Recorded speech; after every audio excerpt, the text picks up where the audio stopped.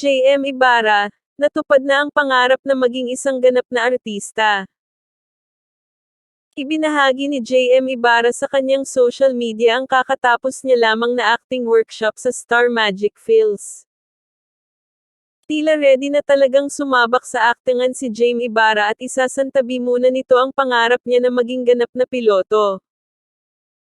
Sa ngayon ay magiging kapitan muna si JM sa isa pa niyang pangarap na maging artista.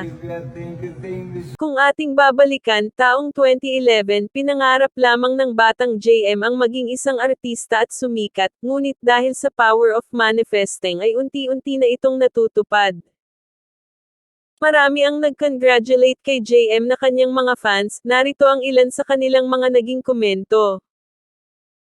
Congratulations JM, soar high, keep fighting and praying, all your hard work will be pay off in God's will, keep strong and be more patient, you have better future ahead, we still support you.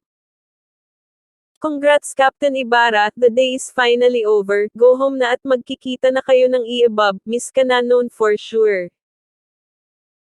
Matatandaan na nitong mga nagdaang araw ay hindi nakikita si JM sa social media dahil busy pala siya sa kanyang workshop.